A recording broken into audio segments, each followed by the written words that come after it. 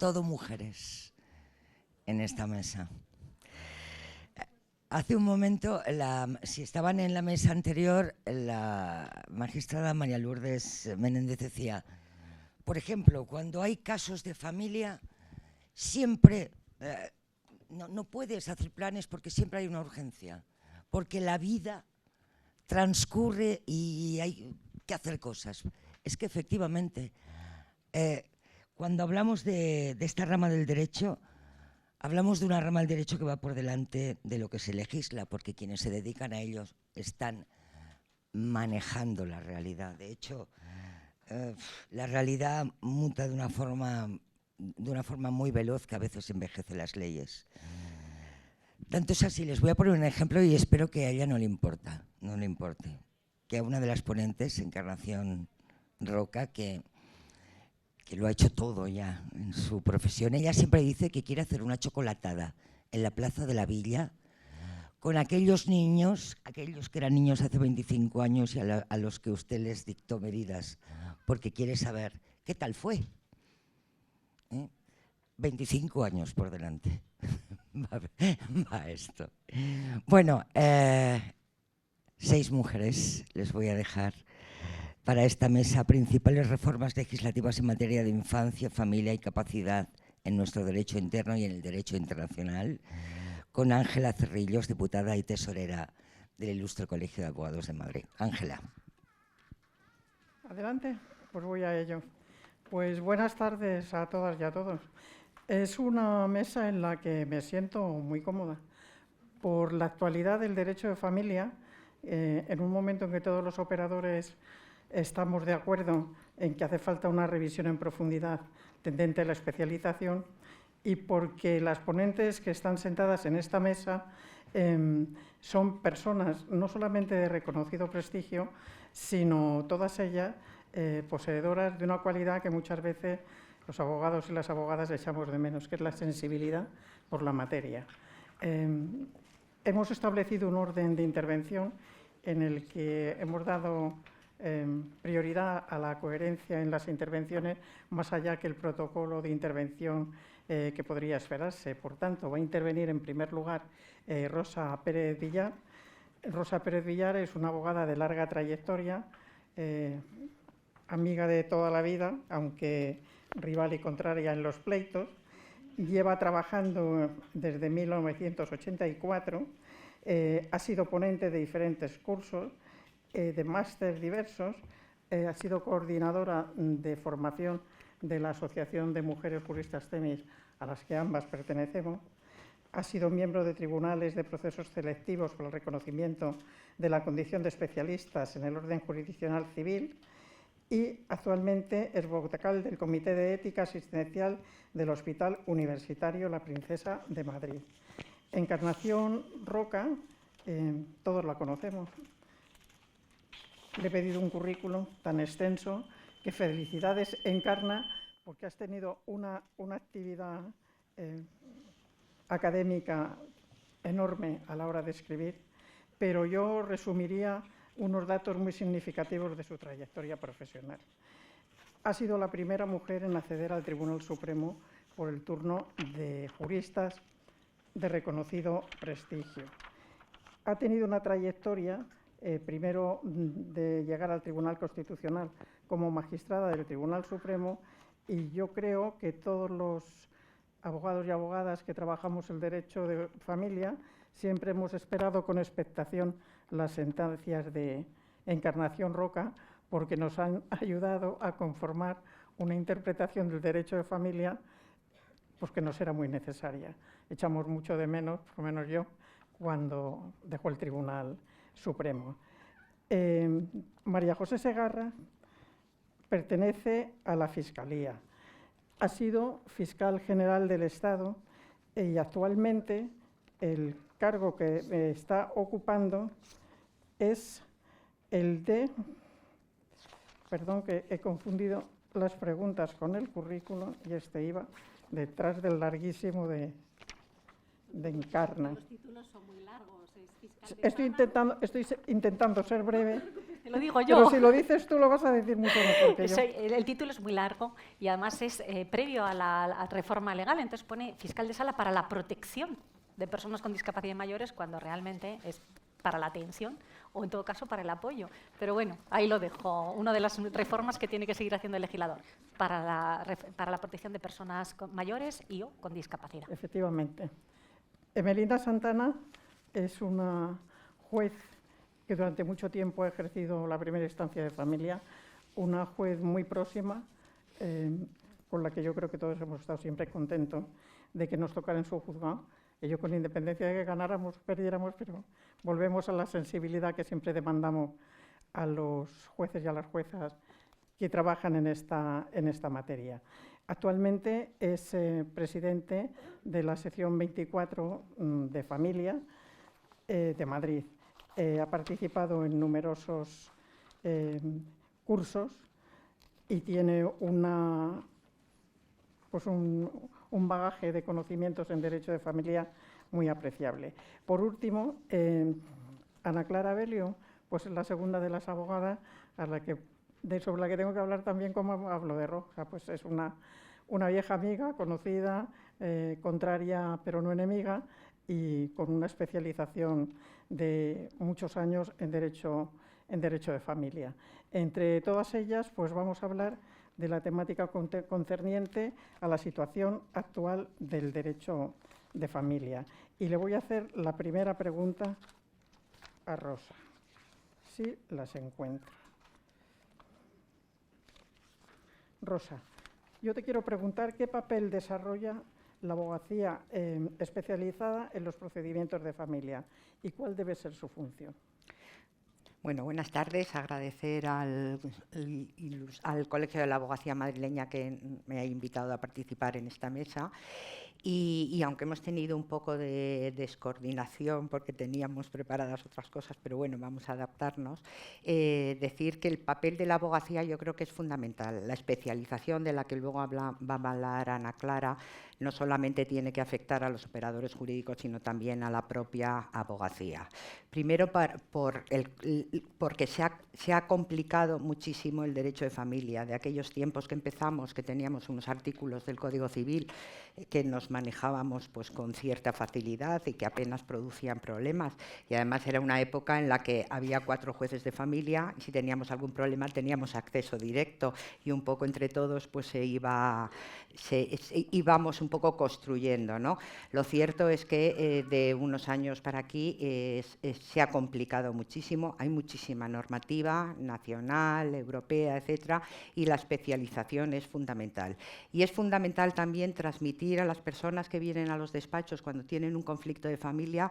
Yo lo primero que les digo, de las primeras cosas que les digo, es que un juzgado no va a resolver su problema. O sea, la gente viene pensando que tiene un conflicto y el conflicto va a ir al juez, que además se lo imaginan casi como un tribunal moral en vez de un tribunal de justicia, que van a escuchar sus razones, que les van a dar la razón de si en un aspecto o en otra, y al final las resoluciones judiciales en general no contentan a nadie, y si contentan es porque son muy desequilibradas. Entonces, tenemos que introducirles a los clientes cuando vienen a los despachos en esa enseñanza, en decirles, esto no va a resolver, vamos a intentar nosotros resolver el conflicto a través de la negociación e indicándoles además qué se van a encontrar y qué no se van a encontrar. Tampoco podemos pensar que a los clientes les tenemos que decir que si nos piden la luna, en el juzgado se la van a dar. Y en ese sentido yo reclamo un ejercicio ético de la profesión, siendo muy claros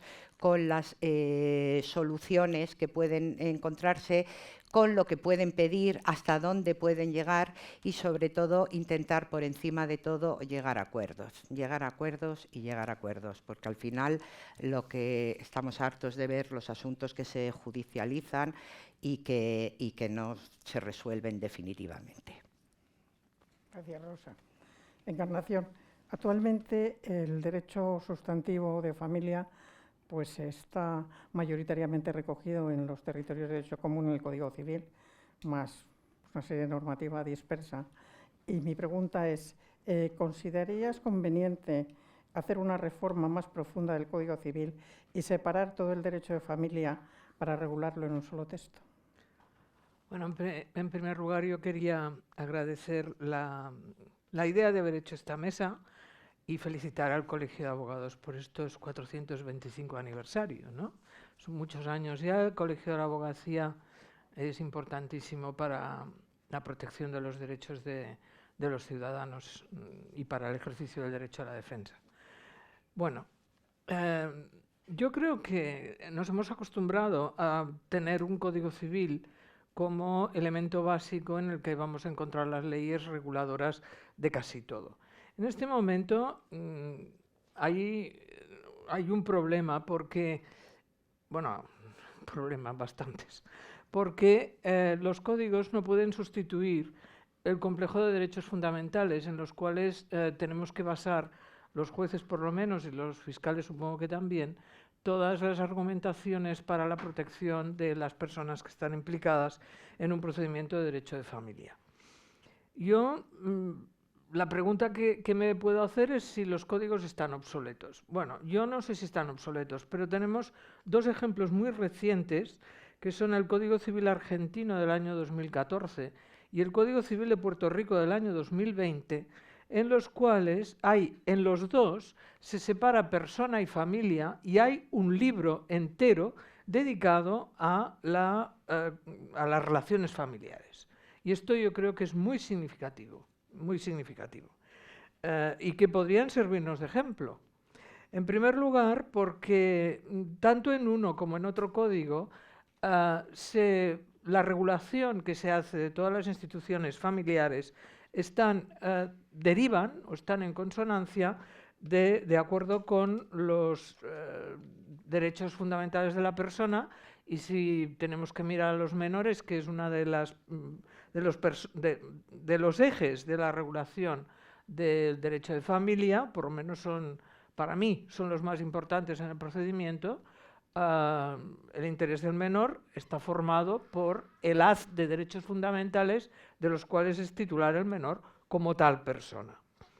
Sistemáticamente, porque esta sería la segunda razón, sistemáticamente porque pues tenemos leyes bastante dispersas. O sea, tenemos una ley de protección del menor, que a veces se cita, a veces no se cita, normalmente no se utiliza.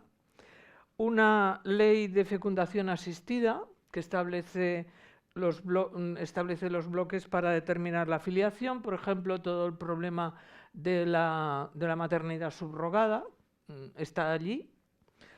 Si os miráis el Código Civil de Puerto Rico, la maternidad subrogada en Puerto Rico se regula en el Código Civil, que es lo lógico, por otra parte. La Ley de Registro Civil introduce también una serie de reglas básicas. Por tanto, yo creo que, ni que sean por razones sistemáticas, el derecho de familia debería estar regulado en un código aparte. Eso creo que no va a ser posible, por tanto, como lo mejor es enemigo de lo bueno, lo vamos a dejar aparte, pero por lo menos yo creo que si hubiera un libro entero en el Código Civil separado de persona,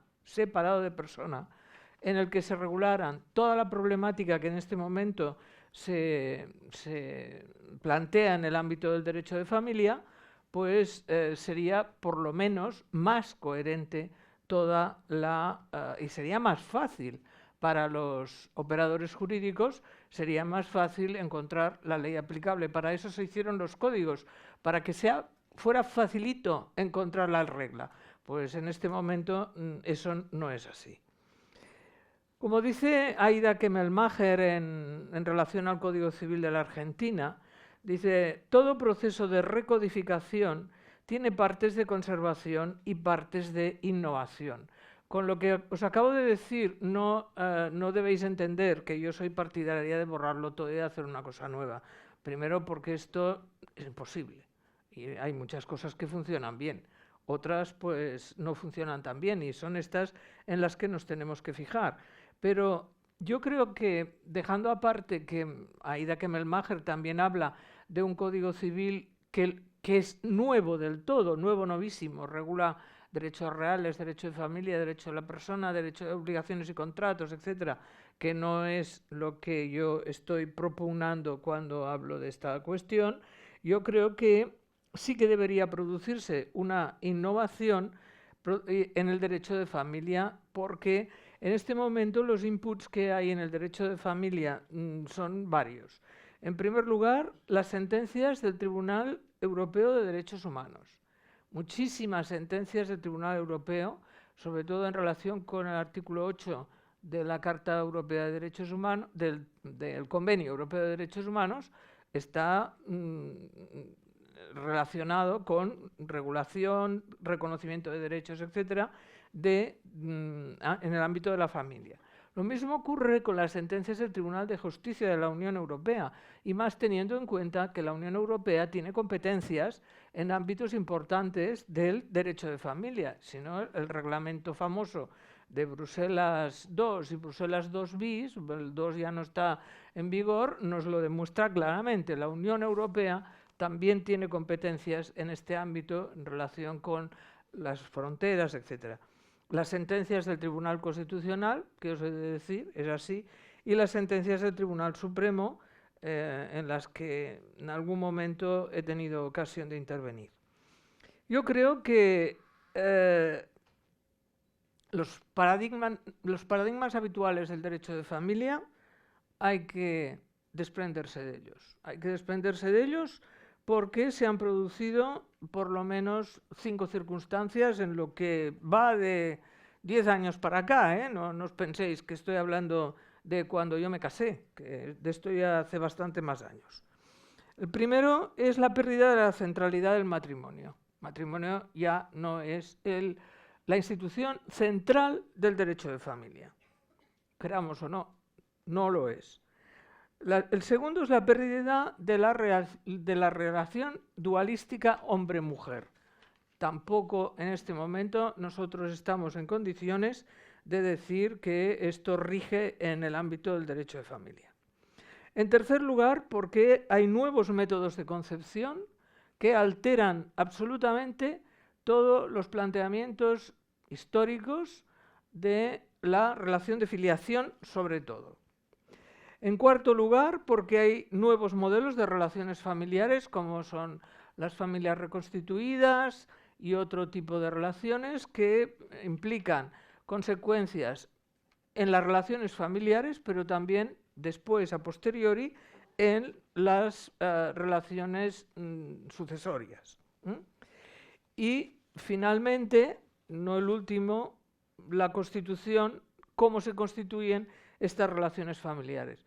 Todas estas cuestiones son para reflexionar, pero como yo soy bastante pesimista, ya lo he dicho muchas veces y cada vez lo soy más, creo que como nadie se atreva a poner el cascabel al gato, nos vamos a quedar como estamos, quejándonos, como siempre. Pero, en todo caso, yo procuraré hacer lo que tenga que hacer para que no nos quejemos demasiado. Gracias, Ángela. Gracias a ti.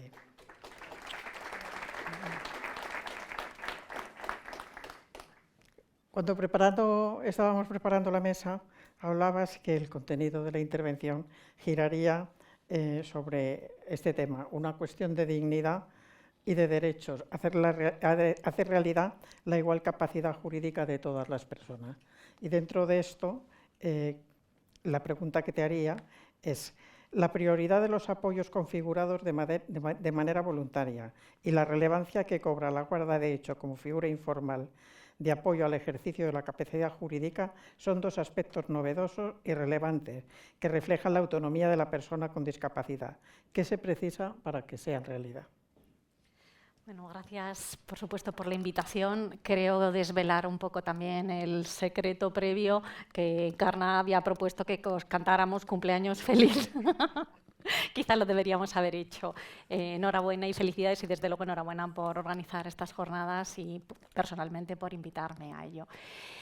Es una reforma extraordinaria porque yo creo que inicialmente que la ley parece dirigida a los operadores jurídicos, ¿no? A los letrados, a los jueces, a los fiscales, tiene un ámbito que va mucho más allá. Por eso lo primero que necesita esta ley para hacer realidad sus principios es la implicación de toda la sociedad, que todavía yo creo que no se ha visto concernida por ese cambio, porque no deja de ser una reforma del Código Civil, de la Ley de Enjuiciamiento Civil, y esto pues va dirigido a los que saben del tema, y no, va dirigida a todos, porque lo que viene a decir esta ley, primero es a destruir. Hay una profesora que me pescó y me ha ayudado a llegar aquí y venía comentándome precisamente ese tema que teníamos, si se estaban planteando en la universidad si teníamos que desaprender esa diferencia entre capacidad jurídica y capacidad de obrar, que es lo que hizo que nos licenciáramos o tuviéramos el grado.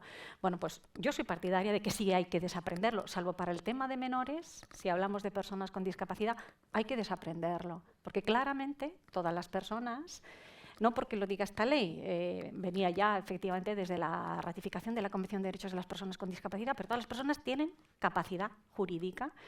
Unos a lo mejor no necesitan ningún apoyo, otros lo que necesitan es una asistencia o una ayuda para poder desarrollar su capacidad. Una persona en silla de ruedas necesita una rampa para pasar unas escaleras, pues una persona con una discapacidad intelectual necesita una asistencia para poder tomar sus decisiones. Pero claro, esto no lo podemos llevar a cabo si las propias personas con discapacidad no se empoderan de esa posibilidad, porque si la persona con discapacidad ya desde siempre hemos prorrogado su patria potestad, la hemos comprado la ropa que lleva, hemos decidido todo por ella, pues es muy difícil que cuando tiene 40 o 50 años pueda adoptar un proceso de toma de decisiones porque está acostumbrado, se ha aquietado a que los demás decidan por ella. Entonces, ese cambio necesario tiene que venir de las propias personas, de las familias que les prestan los apoyos y, por supuesto, de trabajadores sociales, operadores jurídicos, porque solo así haremos realidad esos cambios. Entonces, la reforma, que es muy ambiciosa, pone en primer lugar, por supuesto, la autonomía de la voluntad, la propia disposición de cómo queremos ser tratados. Por ejemplo, en el caso de los mayores, cuando lleguemos a ese momento en el que tengamos o no una enfermedad o que venga una demencia senil, un Alzheimer, podemos dejar dicho cómo queremos ser tratados de una forma anticipada, ¿no? Ahí están los notarios haciendo su propio proceso de formación y de adaptación a esta nueva realidad.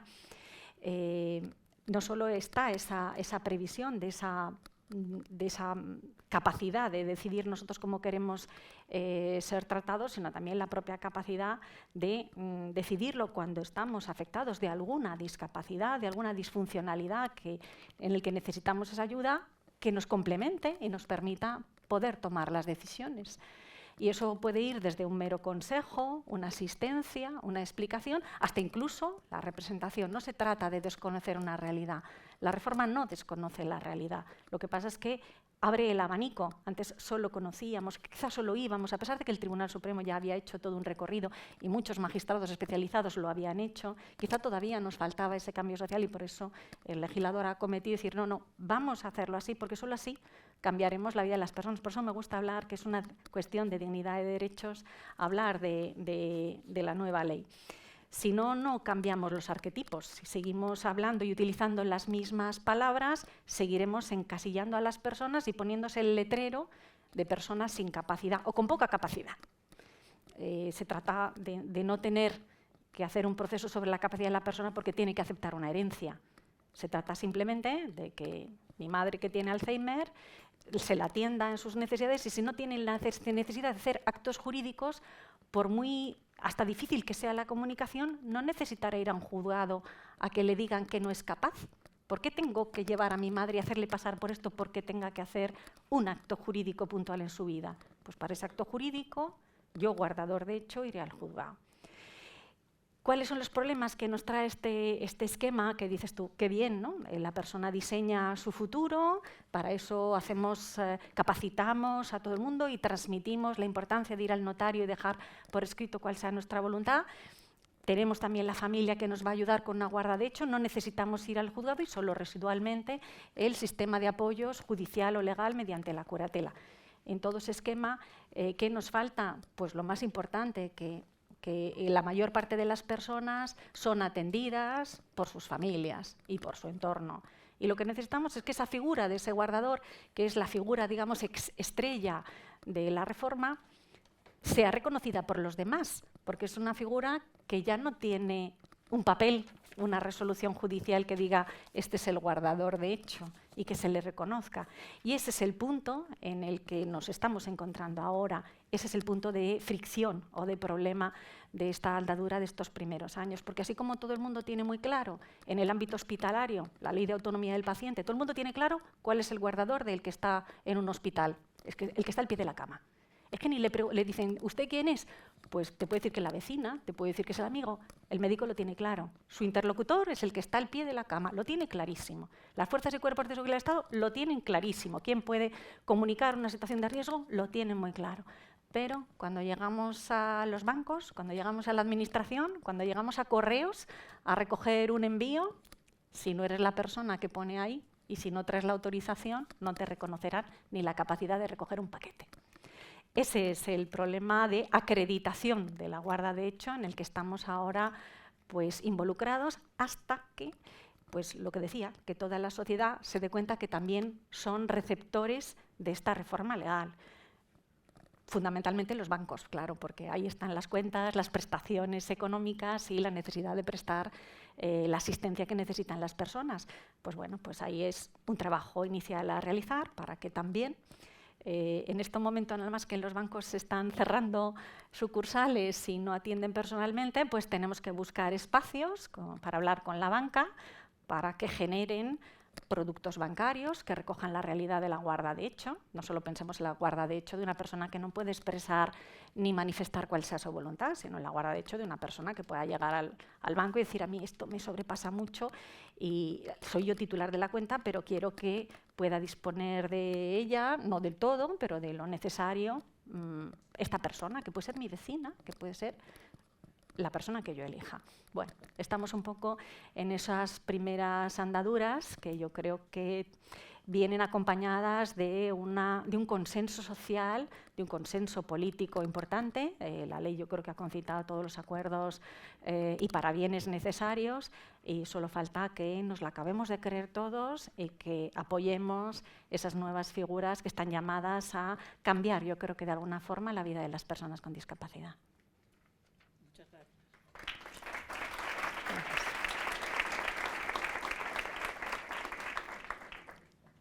Emelina Santana, además de su condición de magistrada y presidenta de la sección 24, ha venido desarrollando trabajo como asesora en la Dirección General de Relaciones de la Administración de Justicia y ha sido, y actualmente ha vuelto a serlo, un periodo en que estuvo fuera, miembro de la Red Judicial Española de Cooperación Internacional y representante ante el Comité Intergubernamental del Programa Iberoamericano de Acceso a la Justicia. Con esta especialización, mi pregunta es ¿en qué medida influye el derecho internacional privado en la jurisdicción de infancia, familia y capacidad? Bueno, pues en primer lugar, y antes de contestarte, Ángela, darte las gracias por contar conmigo en esta mesa y sobre todo gracias también al ilustre Colegio de la Abogacía Madrileña por este día tan especial, un día histórico en el que se debate sobre el pasado, el presente y el futuro de la abogacía y en el que bueno, pues los jueces, desde luego, que han tenido ocasión de comentar este acto conmigo, transmitimos nuestras felicitaciones. En cuanto a la pregunta sobre la influencia, mucha, Ángela, más de lo que creemos y sobre todo querría hacer hincapié en más de lo que aplicamos, ¿no? De hecho, uno de los objetivos de la Unión Europea en los últimos años ha sido progresar en el área del derecho de familia, ¿no? Del derecho de las personas, ha sido precisamente uno de los objetivos de la Unión Europea.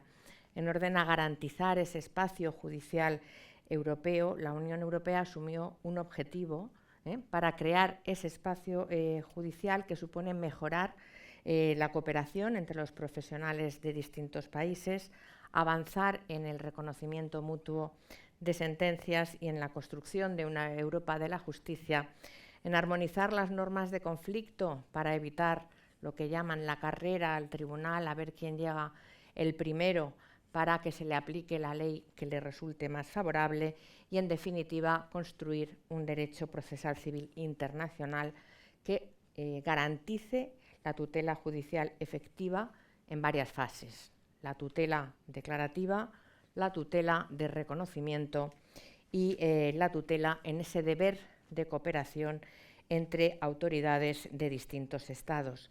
Y ello, por supuesto, sin olvidar la utilización, en estos momentos cada día más frecuente, de los métodos alternativos de resolución de conflictos. Además, desde el año 2007, la Unión Europea es miembro de la Conferencia de La Haya, de Derecho Internacional Privado. Eso es muy importante porque, al final, el objetivo de la Conferencia de La Haya también es la armonización de normas del proceso relativas a los derechos civiles en este ámbito, y, en la medida en que podían solaparse sus competencias, precisamente la participación de la Unión Europea es un paso más para garantizar los derechos de las personas, digamos, a las que pueden verse involucradas en esta jurisdicción. La jurisdicción de familia ha tenido, no diría casi la recepción del derecho internacional como algo sorpresivo, sino que casi ha sido como un bofetón de realidad, ¿no? Es decir, la profusión normativa de derecho nacional, derechos de las comunidades autónomas, derecho comunitario, derecho internacional en general derivado de los tratados, supone una dispersión jurisdiccional del pleito que nos obliga, como jueces, a ser jueces europeos cuando hay un elemento transfronterizo, y a ustedes, como abogados, a tener una mayor especialización, un conocimiento profundo de estas materias para elaborar lo que podríamos llamar el puzzle de la competencia judicial internacional y la ley aplicable en cada una de las medidas, en cada uno de los procesos en los que concurre un elemento de extranjería. No hace falta que lo diga porque todas las intervenciones hasta ahora lo han destacado, que la realidad social impacta particularmente en esta jurisdicción.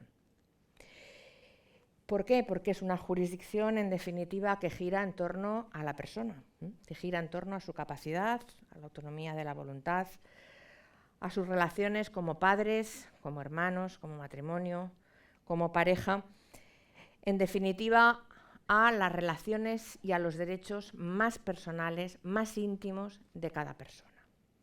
Por eso es tan importante que esta jurisdicción dé una respuesta adecuada a esas personas y a muchas de ellas que podríamos considerar lo que ahora se suele denominar colectivos más vulnerables: la infancia, las personas con necesidad de apoyos y personas en general con un conflicto en su vida, que es lo que hace generalmente, salvo alguna excepción, que se acerquen a nosotros. Y si a esto le sumamos la necesidad de aplicar el derecho internacional privado y el derecho internacional en general, la conclusión no puede ser otra que la necesidad de especialización, tanto en la justicia como en la abogacía, es absolutamente necesaria, como una garantía de protección de esos derechos.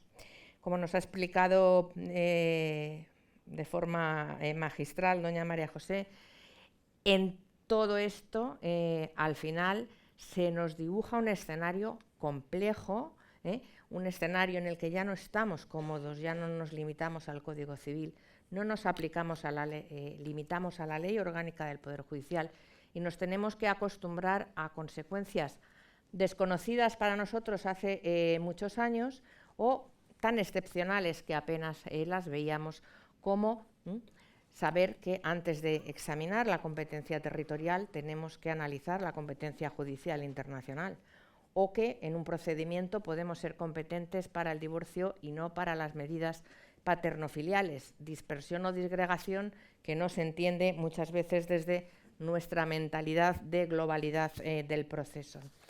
La libre circulación de personas y la globalización ha hecho que estos asuntos pasen de ser casi un número anecdótico en los estadillos de los juzgados y posiblemente en sus agendas de los despachos, a ser cada vez más frecuente. Es raro un día de juicios en que el estadillo no tenga, casi diría, un 50% de procesos con un elemento transfronterizo. Y no solo hablamos, como luego tendremos ocasión de mencionar, de los típicos clásicos procesos de divorcio, separación o nulidad, sino de otros muchos: sustracción de menores, filiación, gestación por subrogación.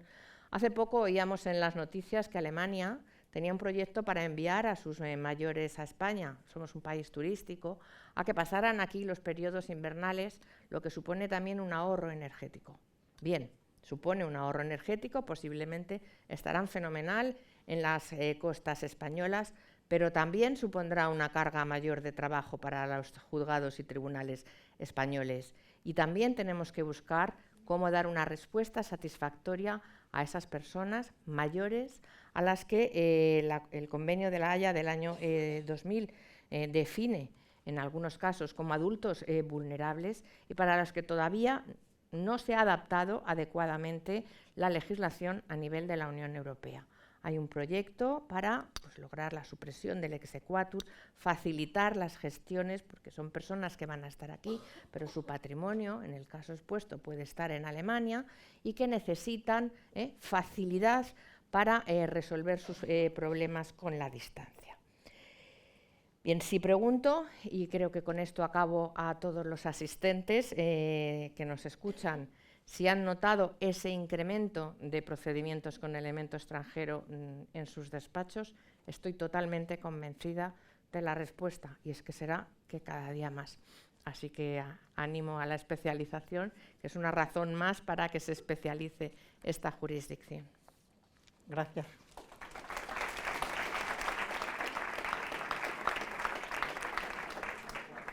Pues finalmente, siguiendo el hilo de la especialización, mi pregunta para ti, Ana Clara, es ¿por qué es necesaria una especialización en infancia, familia y capacidad dentro del orden jurisdiccional civil? Muchas gracias, Ángela, y muchas gracias al colegio, que aunque yo me siento muy parte, me parece que está siendo una semana extraordinaria en cuanto al conocimiento que estamos compartiendo. ¿Por qué es necesaria una especialidad? Bueno, pues efectivamente ya se han apuntado aquí algunas de las razones. Lo primero que quiero dejar claro es que no hablamos de un orden jurisdiccional distinto del civil. Es decir, no hablamos de un sexto orden jurisdiccional cuando hablamos de especialidad, hablamos de una especialidad dentro del orden civil. Y esto es muy importante porque ha habido alguna oscilación y algún cambio respecto a este punto. Las razones son muchas, a mí se me ocurren con este tiempo, como mínimo voy a mencionar las que yo considero más importantes, además de las ya mencionadas, que son 4 en principio. Lo primero que yo creo que hay que decir es que estamos ante un mandato del legislador, que es de obligado cumplimiento, y esa es la primera razón que tenemos que cumplir. La Ley Orgánica 8/2021 de 4 de junio de protección integral a la infancia y la adolescencia frente a la violencia, en su disposición final 20ª, introducía por primera vez esta especialización en materia de familia, infancia, familia y capacidad de los órganos jurisdiccionales, de la Fiscalía y también, por supuesto, de los equipos técnicos adscritos a los juzgados y tribunales.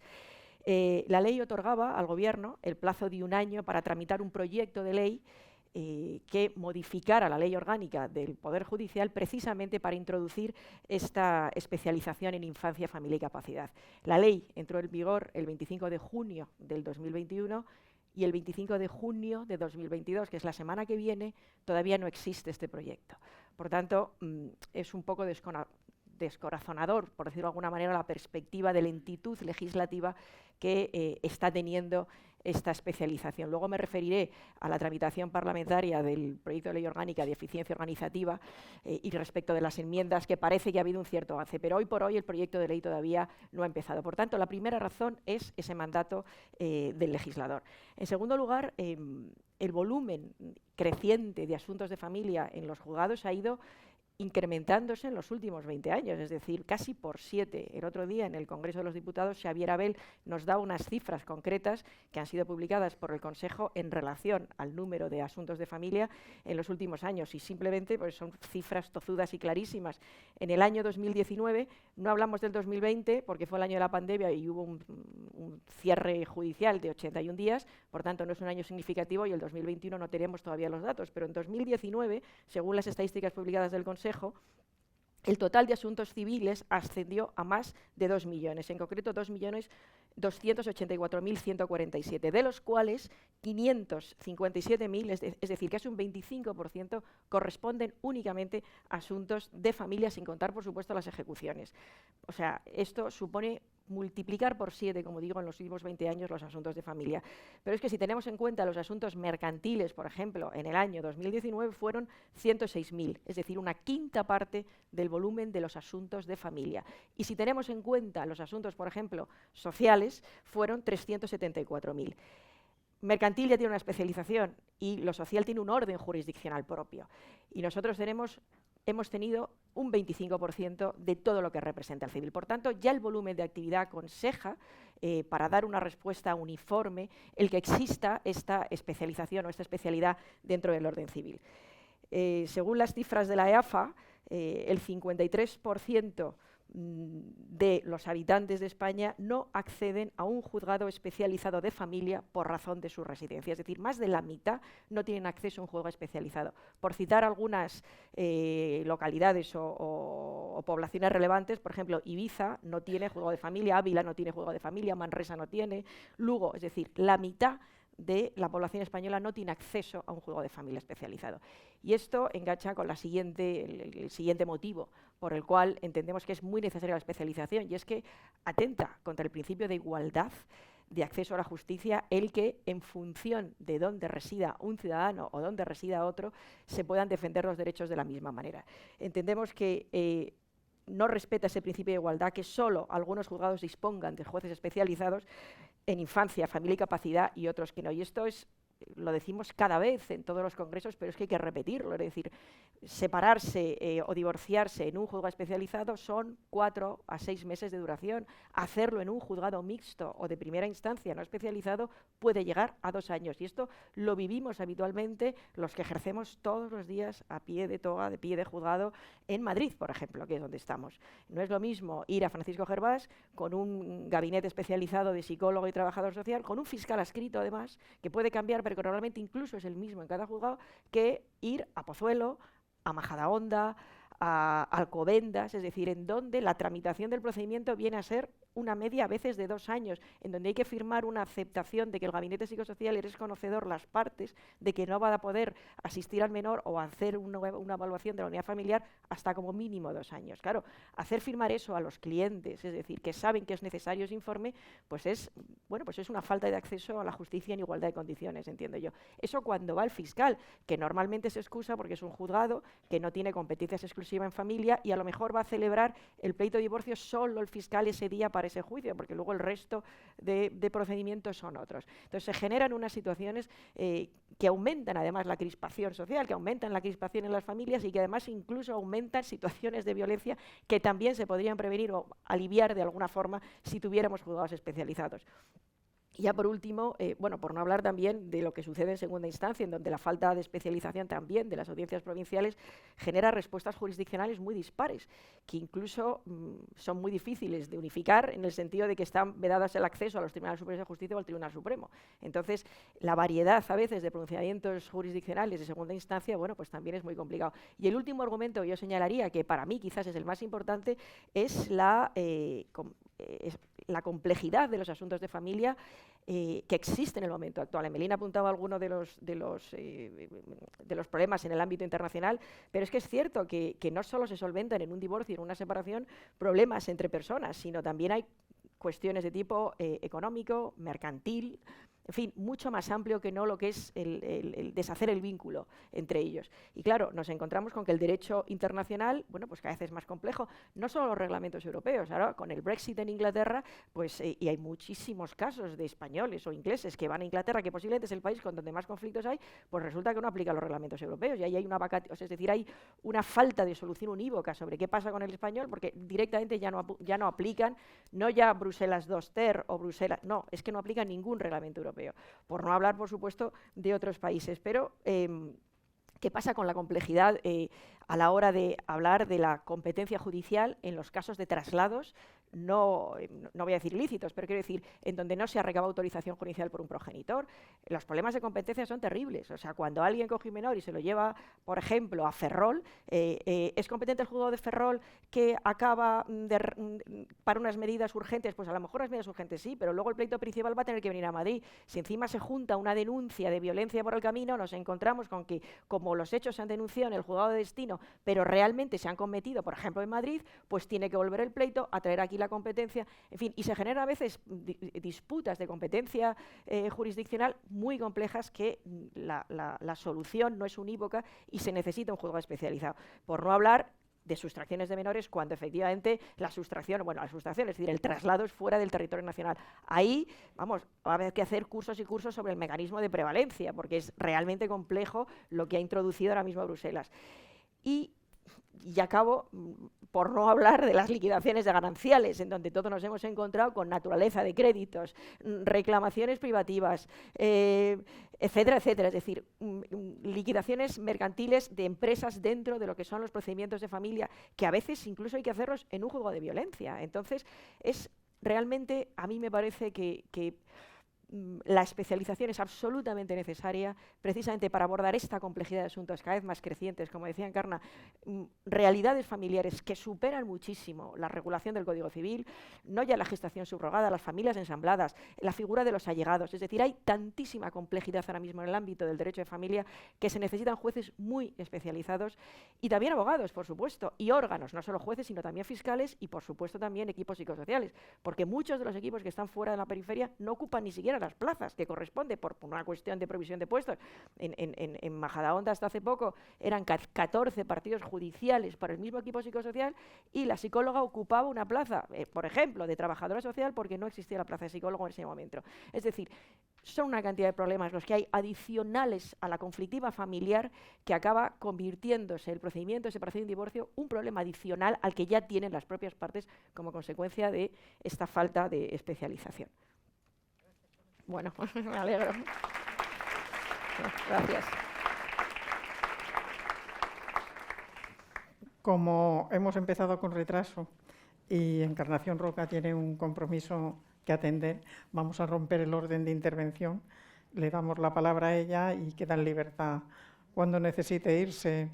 Vale, gracias. Entonces, una última pregunta, Encarnación. ¿Cuál es la problemática que detectas en la ejecución de las sentencias de familia? Bueno, a ver, yo nunca en la vida he ejercido de juez en un juzgado de trinchera, digamos, ¿no? Pero solo leyendo incluso algunos casos que han llegado al Supremo o algunos casos que han llegado al Tribunal Constitucional, llegan menos, pero también hay bastantes. Realmente ves que la ejecución de una sentencia en el ámbito de familia es interminable. Es decir, en los procedimientos de separación y de divorcio hay una primera cuestión, sobre todo en los de divorcio, como has dicho tú, que es la disolución del vínculo. Evidentemente esto nunca se recurre y se ejecuta muy rápidamente porque a eso van, ¿no? Aquí van. Pero luego está todo el tema, si resulta que solamente se trata de disolver el vínculo porque son personas que no tienen hijos o que los hijos ya son mayores de edad, pues entonces ya no pasa a mayores el problema. Pero el problema de la ejecución se da sobre todo cuando hay hijos pequeños. Cuando hay hijos menores de edad, no digamos si son discapacitados, pero incluso en los menores de edad, los hijos van cambiando de su naturaleza por la edad. Y entonces los problemas de ejecución se trasladan siempre al juzgado porque originan un nuevo pleito, prácticamente. Originan un nuevo pleito. Si el niño o la niña tienen que hacer la primera comunión, el niño o la niña, los padres no están de acuerdo en si le pueden dejar el móvil o lo que sea. Y esto origina una nueva una nueva, como os diría yo, como ir de nuevo al juzgado a que le resuelvan un problema de ejecución de la sentencia. No digamos ya los incumplimientos de los alimentos, los incumplimientos de los derechos de visita, los incumplimientos del traslado de los niños a sitios muy distantes en relación al sitio donde se le ha dicho que se debían tener lugar las visitas o la guardia y custodia compartida, etcétera, etcétera. Por tanto, el problema de la ejecución, yo creo que con el sistema que nosotros tenemos en España es una problemática interminable.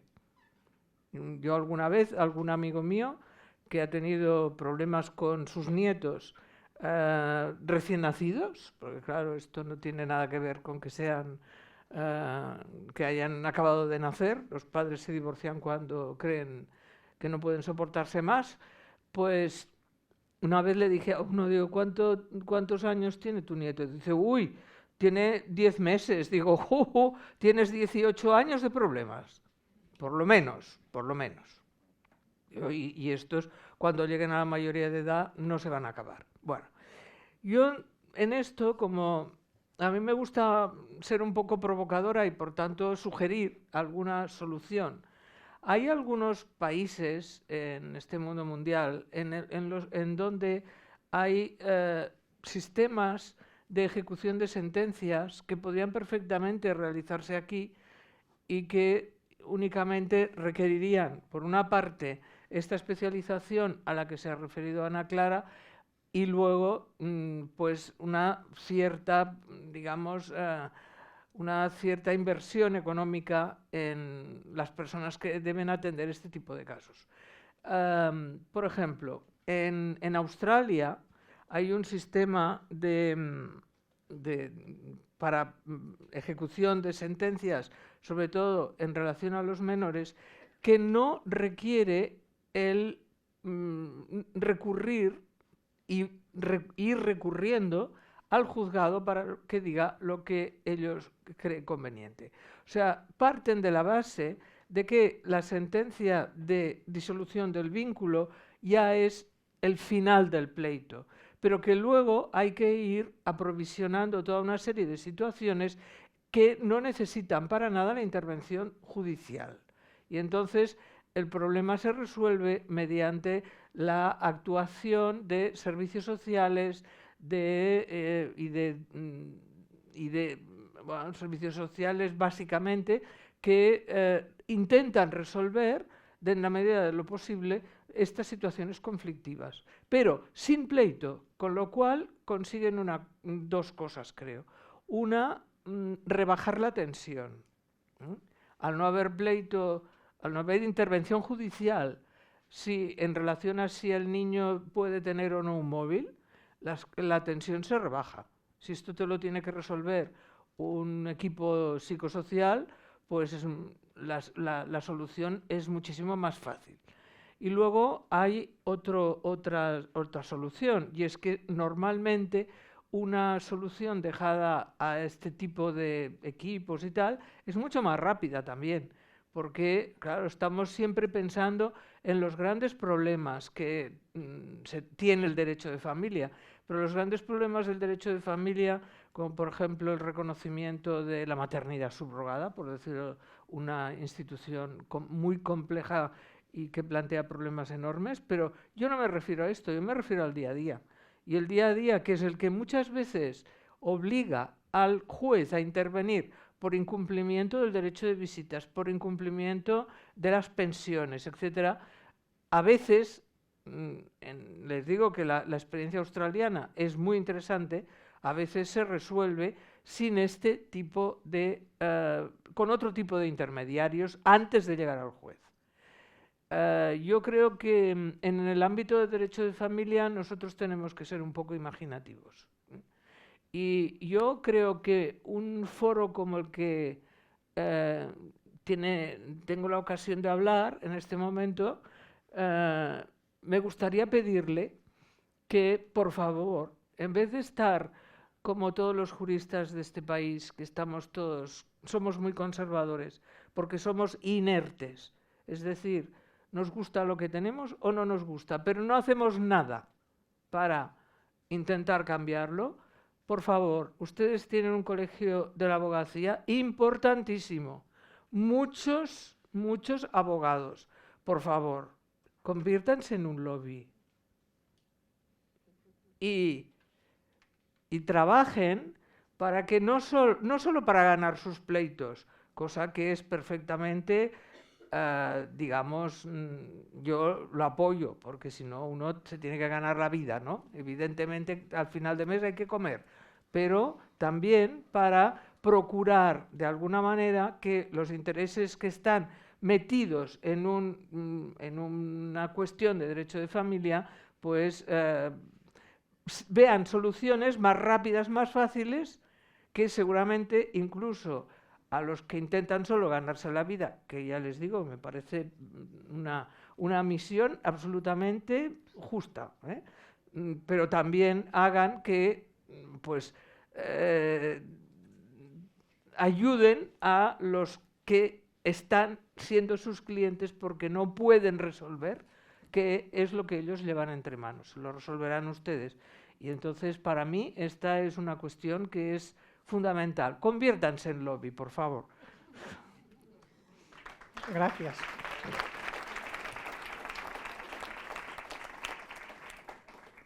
Bien, pues seguimos el orden anterior.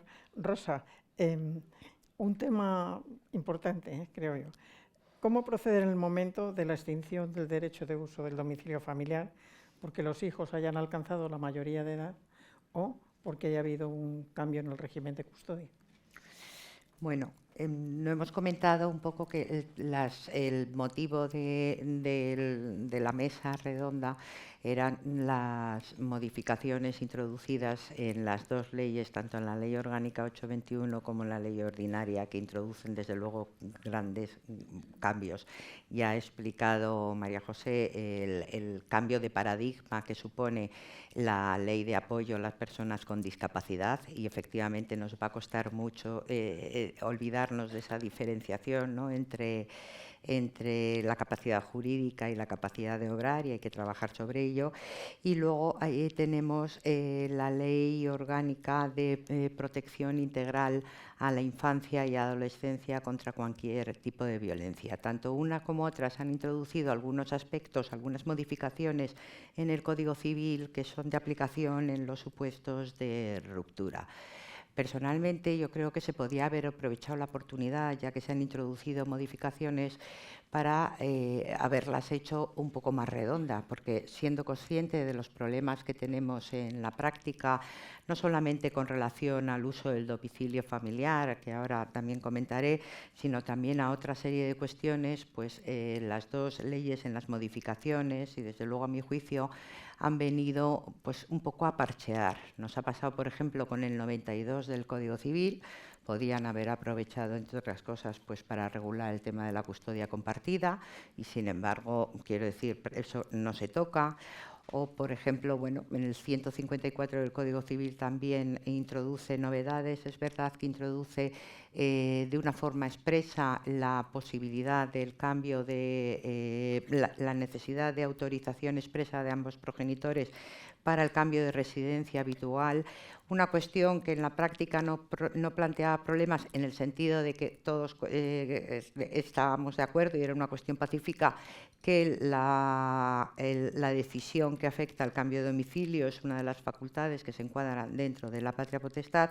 Sin embargo, expresamente se ha reconocido en el 154, y nos dice la exposición de motivos de la ley que ello obedece a las diferencias terminológicas que hay en el derecho internacional, concretamente en los reglamentos europeos, en los que al hablar de guarda y custodia se entiende la posibilidad de decidir sobre el lugar del domicilio. Y por otro lado también otra de las modificaciones que introduce la ley orgánica es el 158, en el que se regulan de una forma pues, con más extensión las cautelas necesarias para evitar a los menores y a las menores pues, una situación de peligro, no solamente en situaciones de violencia, sino en cualquier otra situación.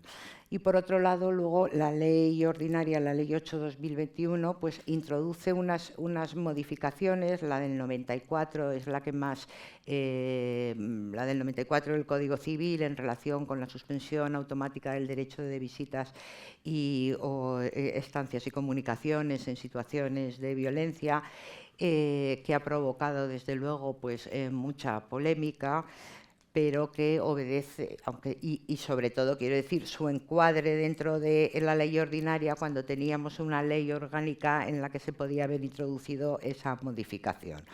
Y con respecto al 96, pues ocurre lo mismo. Yo encuentro que se podía haber aprovechado para regular determinadas situaciones que nos provocan problemas a la hora de interpretarlos en los juzgados, que tenemos diferencias interpretativas, pues como ocurre, por ejemplo, con el derecho de uso en la custodia compartida, que no está regulado, o como ocurre, por ejemplo, con cuando la persona titular de ese derecho de uso tiene una relación análoga a la matrimonial y las soluciones que nos encontramos en los juzgados son diferentes. Yo creo que se podían haber aprovechado, desde luego, para haber hecho pues eso, con una técnica mejor y, sobre todo, quiero decir, siendo conscientes de los problemas que todas estas cuestiones plantean en la práctica. Porque luego, como dice Encarna Roca, nos encontramos con los problemas de las ejecuciones que están mal reguladas, no fatalmente reguladas. Hay un artículo de la Ley de Enjuiciamiento Civil que se dedica a las ejecuciones, que no nos da ninguna solución, y nos tenemos que ir inventando lo que se nos ocurre, y hay veces que tenemos eco en los juzgados y se nos hace un poco, quiero decir, se nos atiende, y otras veces no. Porque yo traía también unas estadísticas que me parecen, desde luego, aterradoras y que nos tienen que hacer reflexionar, porque cuando hablaba Ana Clara de la cantidad de asuntos en materia de familia, yo he traído las estadísticas publicadas por el Consejo General del Poder Judicial en la Justicia, dato a dato del año 2021, y efectivamente el total de procedimientos de ruptura de mutuo acuerdo y consensuados han sido en el 2021 148.000. Las modificaciones de medidas del 21 han sido 45.000, o sea, cerca de un 30% de los asuntos. Habrá que examinar estas estadísticas, porque no quiere decir que en ese mismo año vayan todos, pero sí. Y luego ya lo que es aterrador son las ejecuciones. Ejecuciones pendientes en el año 21, 115.618. Y ejecuciones ingresadas en el mismo año, 34.575. Yo creo que estas cifras nos tienen que hacer reflexionar, en el sentido que decía Encarna, o en el sentido que estamos compartiendo en esta mesa, no solamente dirigiéndonos a la especialización, sino también a la creación de un cuerpo jurídico que permita resolver todas estas cuestiones que nos preocupan, que nos ocupan, y que además son, quiero decir, afectan a una parte muy importante de nuestra vida, cuál es nuestra vida familiar. Así que...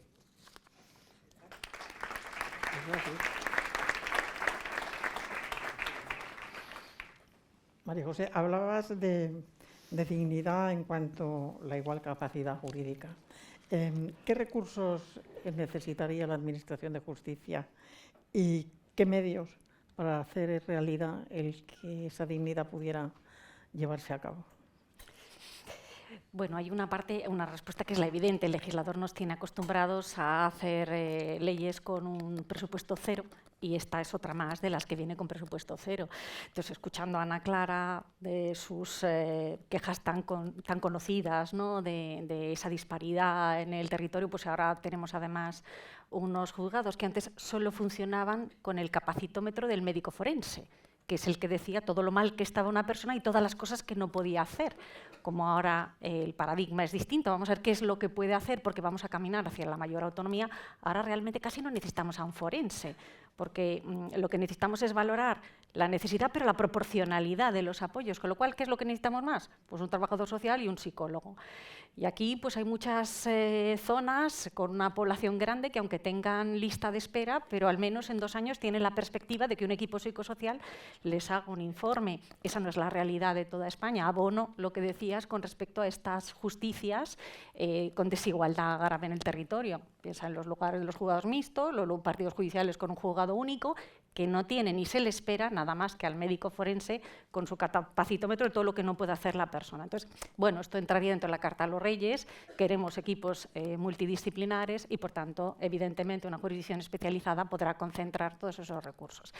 Pero aunque estamos ya muy poquito tiempo, hay otra parte que que me gusta mucho decir, que es una parte de la reforma que casi pasa desapercibida, que es los 2 artículos 7 bis de la Ley de Jurisdicción Voluntaria y la Ley de Enjuiciamiento Civil.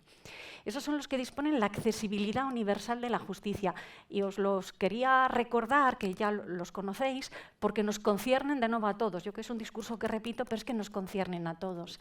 El que una persona se le reconozca no solo su capacidad, sino el derecho a entender y a ser entendido. Esto supone obligaciones no solo del juez o del LAG, que tiene que cuidar de expresar en lenguaje sencillo y claro qué es lo que se espera de una diligencia judicial. Es que vosotros, que sois los que estáis prestando ese asesoramiento jurídico a la persona, lo primero que tenéis que hacer también es ocuparos de entender y ser entendidos por esa persona, porque es ella la que tiene que tomar sus decisiones y no nosotros sustituyéndola a ella y haciendo y decidiendo lo que creemos que es mejor para ella.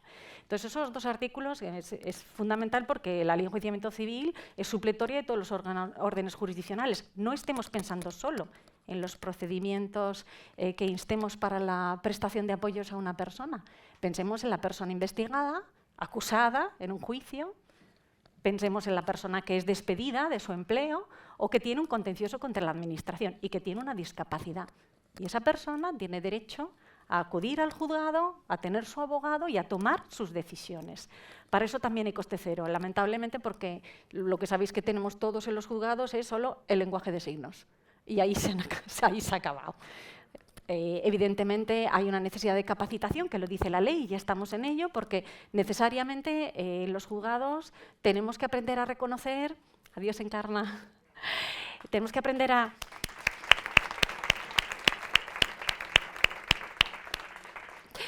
Tenemos que aprender a reconocer que hay muchos sistemas de comunicación y tenemos que ayudar a todas las personas a comunicarse y reconocer que una persona se puede expresar por pictogramas y poder decir lo que quiere y tenemos que respetar esa autonomía de decisión. Y se puede expresar con sistemas alternativos de comunicación y puede tener una discapacidad intelectual y necesitar un facilitador, y aunque la exposición de motivos de la ley diga que será a su costa, eso no es norma y eso debe estar incluido dentro de la justicia gratuita. Así que tenemos por delante obligaciones todos y deberes todos. No quería seguir mucho más porque sé que estamos muy mal de tiempo. Pues pregunta para Emelina. ¿Cuáles son los procedimientos en los que con mayor frecuencia es necesario aplicar el derecho internacional privado y qué papel juega la abogacía en una debida aplicación del derecho internacional privado de familia? Bueno, pues yo diría que es en casi todos los procedimientos de familia donde puede haber un elemento transfronterizo que nos obligue a la aplicación del derecho internacional privado. Del derecho internacional privado hemos ido aprendiendo muchas cosas. Una de ellas es esencial, constituye un principio y un eje de toda nuestra actuación, que es el interés superior del menor. Y pensando en ello, realmente, si nos damos cuenta, desde que antes de que un niño nace, ya aparece en su vida el derecho y, por tanto, también el derecho internacional. De manera que acciones de filiación, adopción, reconocimientos de filiación de niños nacidos por técnicas de reproducción asistida o gestación subrogada se unen a procedimientos más tradicionales como los clásicos de separación, divorcio o nulidad o de la regulación de medidas paternofiliales, el derecho de alimentos, la liquidación de los regímenes económico-matrimoniales o de los bienes de las uniones registradas para el que existe también un reglamento comunitario. muchas de estas cuestiones de la máxima actualidad. No son temas fáciles y cuando hay que aplicar el derecho internacional privado se hace todavía más complejo. Los miembros de la red judicial ayudamos a compañeros que nos formulan a veces dudas, y la última que me remitió un compañero casi me temblaron las canillas porque digo, no sé ni qué le voy a contestar, esto lo tengo que pensar seriamente. Y el caso, para que sirva un poco de ejemplo, es español casado con rumana, con residencia habitual en Hong Kong, y un niño pequeño ha habido de esa unión. El padre viene a España con el niño a ver a su familia y coge el COVID, pero el COVID se le convierte en COVID persistente, y no sé si el COVID persistente también sirvió para tardar más todavía en volver a Hong Kong. Lo cierto es que la madre, con un visado temporal, aparece en Madrid.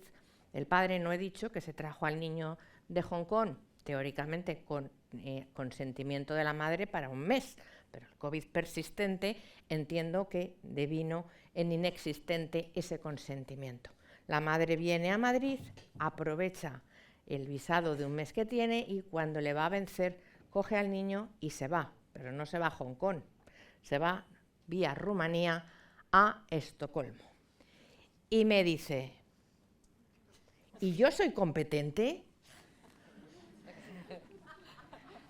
Digo, bueno, vamos a pensar un poquito en esto, ya mañana te contesto por escrito, digo, porque así de antemano ya hay dos sustracciones, una seguida de la otra. Bien, con esto lo comento porque es un caso que me pareció tan ya extremo en todo, ¿no? Que quizás es muy significativo gráficamente de la complejidad del derecho internacional, ¿no? Por lo tanto, ustedes, los abogados, nosotros, los jueces, estamos necesariamente obligados a estudiar el derecho internacional, a consultar no solo nuestra jurisprudencia del Tribunal Supremo o del Tribunal Constitucional, también la del Tribunal de Justicia de la Unión Europea o del Tribunal Europeo de Derechos Humanos. Aplicar esos principios rectores como el derecho de los menores a ser oídos, respecto del cual ayer me hizo mucha gracia y pensé, estamos avanzando mucho, porque tuve una exploración de un niño de 9 años que después de explicarle en su lenguaje lo que era su derecho a ser oído y que si quería no tenía que hablar conmigo, me dijo, no te preocupes, si eso lo he estudiado este año y he sacado sobresaliente. Con lo que creo que en ese aspecto podemos estar avanzando, ¿no? Bien, además de conocer la legislación, también yo siempre recomiendo que conozcamos las herramientas para llegar a esa legislación. Y tenemos dos herramientas muy valiosas de las que no sé si sacamos el provecho suficiente, que son el prontuario, que no sé si todos conocen, y la página que se quiere además fomentar en estos momentos de eJustice, que es el portal de la Unión Europea, donde podemos encontrar legislación de todos los países, acceso prácticamente a todos los enlaces, ¿no? El legislador comunitario no iba a ser menos que el nacional, ¿no? Entonces tiene una tendencia a la profusión legislativa tan grande o mayor como nuestro legislador nacional en estos momentos, ¿no? De manera que para el derecho internacional tenemos sin fin de reglamentos, sin fin de convenios, a los que no voy a hacer alusión porque no es objeto de una intervención tan breve. Pero sí, por la proximidad, quería mencionar que el próximo día 1 de agosto se aplica, porque la entrada en vigor a otros efectos de designación de las autoridades centrales ya pasó, pero se empieza a aplicar el reglamento 2019/1111, o reglamento Bruselas-TER, Bruselas 2 bis refounded. Yo ya sugiero mejor llamarles por los números, porque yo ya con tanto número acabo absolutamente confusa. Bien, este reglamento viene a sustituir al que ya empezábamos a conocer, ¿no?, que era el reglamento 2201/2003. Pero es que antes del 1 de agosto entran en vigor otros dos, que son el reglamento 2020/1783 en materia de obtención de prueba y el 2020/1784 en materia de notificación y traslado de documentos judiciales y extrajudiciales. Y estos dos instrumentos pretenden hacer un cambio radical de la forma de trabajar. Es decir, pretenden o regulan, lo cual en el papel siempre es más fácil que en la realidad, la transmisión de documentos a través de un sistema informático centralizado, seguro y fiable que se basará en una solución interoperable y que se llama e-Codex. Ese sistema informático descentralizado servirá tanto para enviar las solicitudes a otros estados como para recibirlas por el mismo conducto.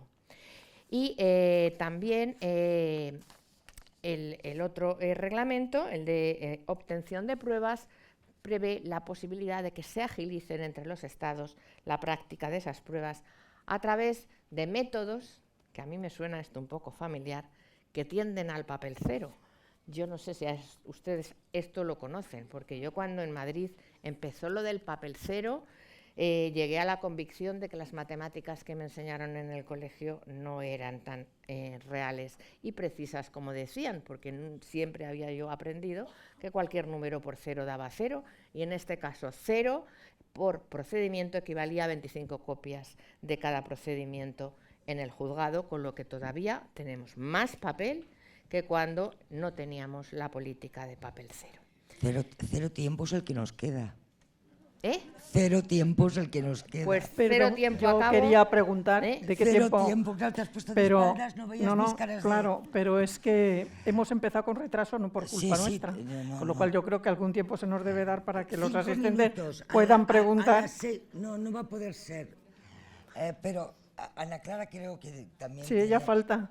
Sí, por eso. Pero Voy es que a pedir nos habéis comido, una bueno, no tú, No, sino no, la te aseguro organización que- de la anterior mesa nos ha comido al menos Bueno, un cuarto de hora, 20 algún minutos. colega Sí, que sí. ha hablado un poquito de más. Bueno, Venga. Y animándoles a que justicia y abogacía sigamos cooperando de la mano y que busquemos la excelencia en el conocimiento y la colaboración y la empatía en el trato, en lo que creo que nos dará a todos mucho que ganar, ¿no? Gracias.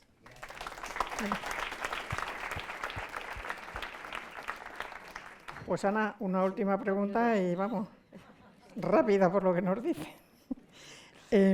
¿Cuál es la situación en que se encuentra la tramitación parlamentaria de todo lo concerniente a la especialización de familia, infancia y capacidad? Voy a hacerlo esta última parte telegráficamente, pero antes no quería dejar de mencionar un par de cosas que decía Rosa, que me parece muy importante al hilo de la reforma del artículo 92 y el 94. El artículo 94 no pocos problemas nos está dando, es decir, la interpretación de la suspensión cuando alguien está incurso en un procedimiento penal. Eso está siendo para nosotros los abogados un trabajo ímprobo en cada juzgado, que de hecho ha suscitado hasta una cuestión de inconstitucionalidad por parte de una magistrada. Pero a veces lo que sorprende al legislador no es lo que hace, sino lo que no hace. En relación al artículo 92 con la custodia compartida, a mí lo que realmente me ha sorprendido es que mantenga la excepcionalidad dentro de la ley. Yo no digo que lo regule, que yo entiendo que no estamos para hacer como en Aragón un código foral o para hacer como en Cataluña un código donde todo esto está explícito. Eso requeriría mucho más.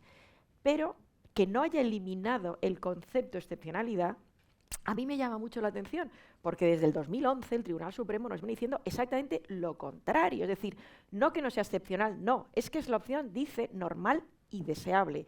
Por tanto, habrá que ir, por supuesto, caso a caso, y aquí no se puede generalizar en familia, porque no hay dos familias iguales nunca, ni tres ni ninguna.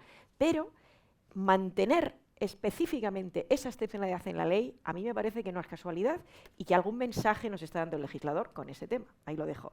Y ya para acabar mi parte, que es lo último, que es lo que tenía que haber dicho, ¿cómo está la tramitación parlamentaria? No ha habido proyecto de ley en el plazo del año, o no parece que la semana que viene vayamos a tener ninguna novedad, pero la novedad que sí que nos afecta a todos los operadores jurídicos es el reciente proyecto de ley orgánica de eficiencia organizativa del Servicio Público de la Justicia, que ha estado publicado en el Boletín Oficial de las Cortes Generales el 22 de abril del 2022, recientemente.